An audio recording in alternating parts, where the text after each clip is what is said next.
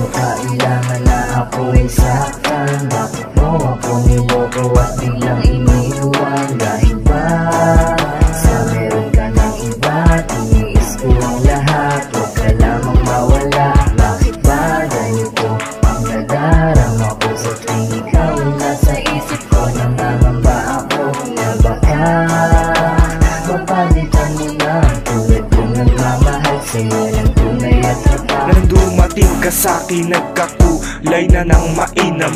Ang aking buhay biglang sumarap na at malinam at tila gumamit ka ng orasyon. Ang pakasalan ka ay may tamang orasyon. Lumapit ka nang lumapit na sa inapag-ibig ko sinisinta, at kumapit ka nang sumapit na sa inapag-ibig ko pinipinta. At kung pinipinta saman ako, wag mo na lamang silang pakinggan. At makikita mo naman sa akin na ikaw lang ang kinababaliwan. Kinakabahan na lang ako lagi pag wala ka sa tabi ko. Ikaw lang ang babaeng nagpapangiti sa labi ko. Kahit na sa araw-araw ay meron tayo na laging alitan, galit-galitan na lang. Kahit na alam ikaw ay salit-salitan, pipilitin kong maging manhid para lang mapapatid ang ugat ko sa puso at makatawid.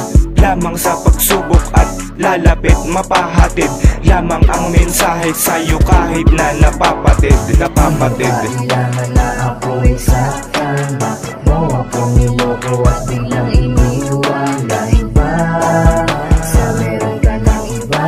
Tiniis ko ang lahat, huwag ka lamang mawala. Bakit ba ganito ang nadarama ko? Sa tuwing ikaw ay nasa isip ko, nangangamba ako na baka mapalitan mo na tulad kong nagmamahal sa'yo ng tunay at tapat. Nagmahal ako ng tunay pero bakit ganito?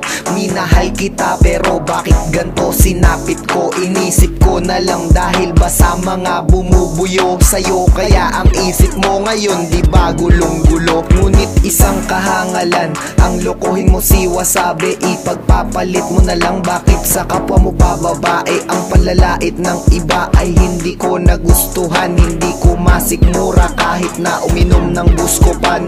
Kung akala mo na kaya mo akong iwanan, na hindi na kita pipilitin bumalik, sapagkat di ba dyan ka naman masaya? Hindi ka makontento sa aking halik, gusto mo lagi sa tuwing tayo ay magkaaway, ikaw ay suyuin kahit ikaw na ang may kasalanan. Ako lumalapit, maayos lang natin. Inakala ko noon na magiging maayos lang ang ating lagay. Hiniling ko sa iyo na ibalik mo ang dati, pero hindi mo pa rin ko maibigay. Tamaan ka na sana at pagsisihan mo ang iyong mga nagawa. Ibalik natin ang dati dahil di ko kaya na, sa piling ko ikaw ay tuloy ang mawala.